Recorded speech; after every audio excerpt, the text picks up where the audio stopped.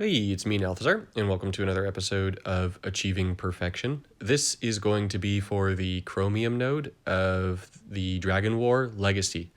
So I'm actually going to show off a deck for brand new players, a deck for slightly more experienced players, and then for players that have basically everything. So the first deck I would suggest would be to run a Jace deck.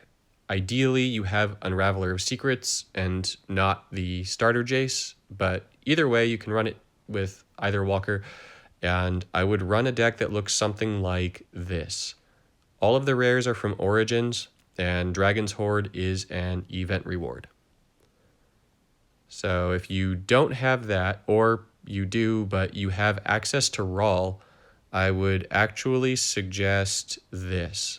And this is what I would suggest to anyone that cannot make the Kiora deck that I'm about to show, but is in either gold or platinum. And so the final deck I'll show is Kiora, and I would suggest going with this. Now, I'm suggesting Kiora over Sarkhan or Tamiyo because I'm actually going to be suggesting the use of Sarkhan and Tamiyo on different nodes. So that's why Kiora. All right, let's take a look at the node itself. All right, so for the node itself, Chromium's transformations, we can use white, blue, and black planeswalkers. So you have to have a planeswalker that's one of those three colors. And our objectives are to win the fight, cast 3 or more spells during a single turn, and cast 4 or more spells with cost 9 or less. The permanent support for this is going to make it so that when you use your first ability, the cards in your hand can't have their mana drained, raised, or be discarded by opponent's effects. The second ability is going to make it so that creatures you control lose all their buffs and gain hexproof. That's terrible. The third ability is all cards in your hand gain flash, which is pointless. So really, the permanent support can just be entirely ignored unless you're up against a Liliana 1 deck. That's the only case in which you don't ignore the permanent support.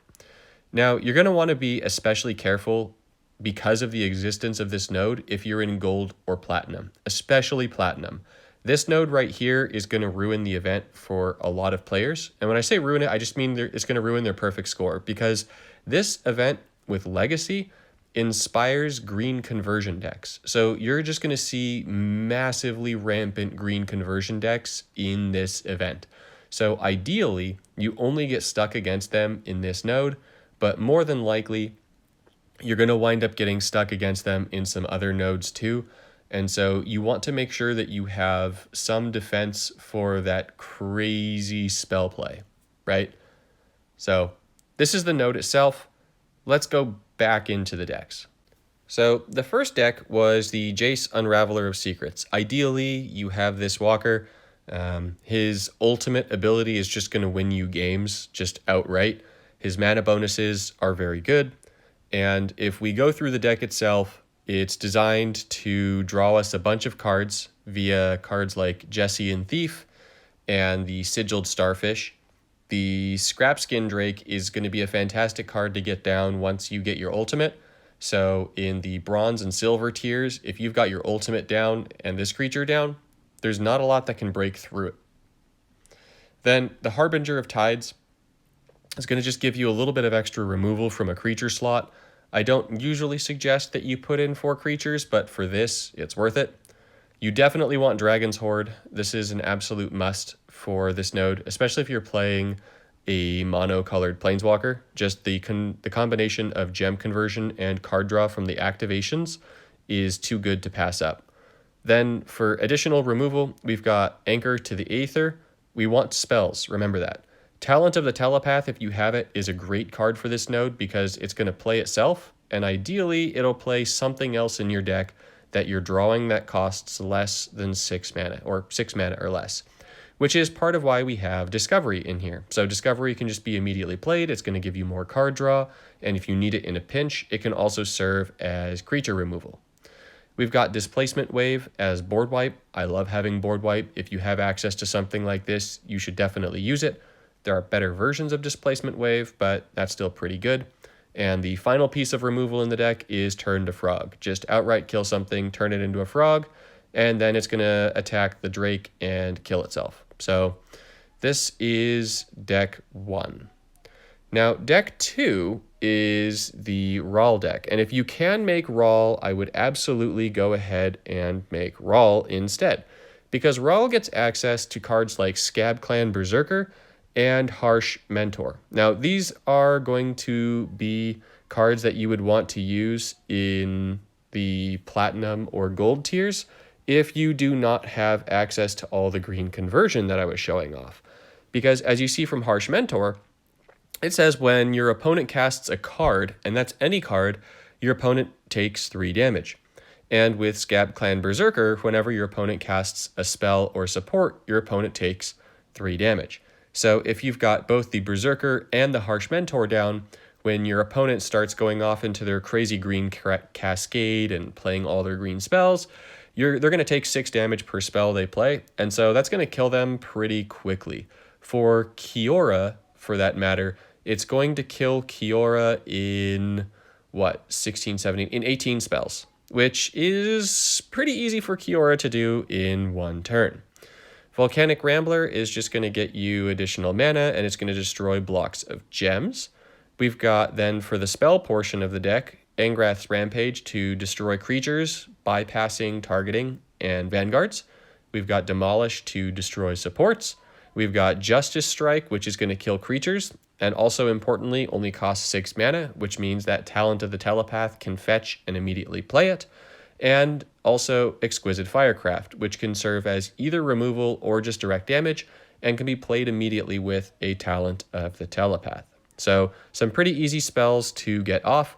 Also with Rawl's ability, remember that +1, that first ability, Prophetic Research, where you get to pick a card and give it 6 mana. That's going to give a spell 6 mana, so you can just go ahead, pop it off. So cards like Demolish, Justice Strike, Talent of the Telepath, and Exquisite Firecraft will all be castable the moment you draw them. Then for the last land, I threw in Mystic Sanctuary. I like to run at least 2 gem converters if I can. And so this one here is going to convert to blue, and it's going to give us a spell back from the graveyard. So this just lets us use a spell for removal and then get it back, because when you're playing on this node, you're going to want to sort of stockpile your spells to make sure that you get a turn where you play 3 of them. Now, it's obviously more important that you win. So if you can get the Scab Clan Berserker or the Harsh Mentor down and you're up against green and blue, make sure you do that. Like you need it immediately. The other thing I like about the Scab Clan Berserker is that Scab Clan Berserker kills both Rashmi and Barl. So Barl and Rashmi, to give you a quick idea, are both horrible, horrible things. Now, Barl is what I'm using in my slightly more advanced version of the deck. Rashmi is a little bit weaker than Barl in the sense that it's a 3/3 instead of a 5/5, but the Berserker as a 6/6 is going to kill both of them. So just gets rid of them and it keeps itself out on the board. So yeah, this is what I would use for players who can't make a green conversion deck. Now, finally, for green conversion, you're going to want to probably go Kiora for this. You're going to probably want to go with just 1 creature because you need consistency. Consistency is key for you to win over and over and over on this node and to get your combo off before your opponent. So run just 1 creature. If you need to use some of your green gem conversion just to be able to use Swirling Waters, go ahead and do that, because if you only run 1 creature and that creature is Barl, Swirling Waters is going to guarantee that you get Barl and play it the turn it comes into your hand. Now, you have got Part the Water Veil for additional creatures if you want them. You've got From the Depths, that 3rd ability for the Octopi for more creatures if you want them. But really, you're just looking to kill your opponent with Bacon Bolt. So give them the bacon, and there's not going to be a lot they can do, especially once you get the chain going of all of your converters. So Hour of Promise is going to convert more gems than anyone needs to green. Rishkar's Expertise, same deal. Seasons Past, same deal. Nissa's Renewal, same deal, but it's also going to give you health. Finale of Devastation is going to help you get to Borrow. It's going to give it haste. We've got Prism Array, which is going to serve as removal in the sense that it's going to disable your opponent's first creature. This is very important if your opponent is playing a deck like this, because ideally it will disable their Borrow or Rashmi. You want to disable them or kill them as fast as possible. Then we've got Blue Sun. This is just to draw into the conversion and the other pieces that we need. So this is my suggested deck. I've play tested it a bunch of times. It's very consistent, very good. So this is what I would go for. One of these three decks. This one obviously is choice 1, the Rawl deck is choice 2, and the Jace deck choice 3. Now, in the event that you can't make any of these decks, let's go into how to construct a deck that you can make with the cards that you have to still achieve perfection on this node. So for this node, it's really important to have anti-spell, anti-cascade cards. So some cards that'll put in a lot of work on this node are Lavinia. Lavinia is going to make it so that whenever your opponent landfalls, all spells and supports in your opponent's hand have their cost increased by 2. And then whenever a card your opponent controls gains mana from a source that's not a match, drain all the mana from that card. So this is going to nullify a lot of legacy combos. It's going to completely neuter Omniscience. It's going to neuter Hazoret's Undying Fury, which you also might see in this node. And it's going to take away a lot from the green mana matches. So if you have Lavinia, Lavinia is a great choice to use on this node. Although he is sort of like a temporary stopper, Azor is a solid choice on this node because when you play him, your opponent can't play spells. So if you were to use Azor like as the lone creature in your deck with Killer Instinct or Oath of Teferi, which is just going to flicker him back and forth, you can make it so that your opponent just can't play spells, and that's pretty nifty. For that matter, there's also Sphinx's Decree will do the same thing as Azor, but permanently. The only downside is it only has 1 shield, so it's pretty easy for it to get broken by matching. So you'll want to try and make sure that you have a way of reinforcing this pretty quickly. Other good choices for this node are, if you have him, Kambal. Kambal is just going to burn the opponent for 5 every time they play a spell. You're going to gain 5, so if the opponent tries to get a spell chain off, Kambal can just kill them, and that's pretty nice. And that's really going to do it for cards that are anti-spell for the most part. Now, if you have them, cards for yourself, so things that'll benefit yourself, Rashmi is going to enable you to play a ton of spells, so is definitely worth it. If you have Niv Mizzet Parun, this is another choice. These are things that you can substitute for Barl, right? So these are things that you can use instead of Barl. Barl is the best choice because Barl only costs 8 mana, but either of these 2 creatures will work also. Now, as for spells, some nifty spells to run. Hazoret's Undying Fury, which I mentioned a minute ago, this is going to fetch 4 spells and play them. So if you're running spells that can all be played immediately, 1 Hazoret's Undying Fury, and boom, you've got your objective for spellcast done. That's it. Just takes care of it right then and there, which is pretty darn nice, actually. You do, however, need to make sure that those spells cost less than, or that they cost 9 or less mana. So just be careful of that. Now, for spells themselves that cost 9 or less mana, I'm going to put them into 2 waves, common and uncommon, and then rare, masterpiece, and mythic. Now, remember, we're really looking at white, blue, black, but we can choose to throw other colors in. Court of Calling is great here. If you don't have Finale of Devastation, you can use this to fetch the Barl. If you don't have the Waterfall, you can actually go ahead and throw Stitch in Time in instead. I might even wind up doing that myself. I've done the testing both ways. I like both versions of the deck.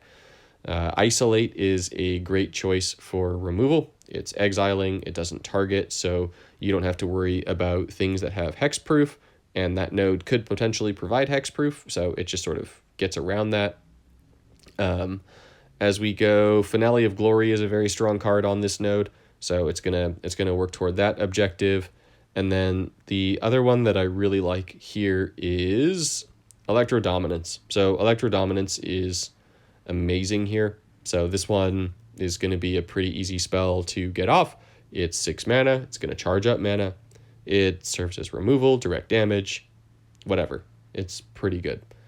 So that's really what I would suggest for this node, for just extra things to throw in your deck.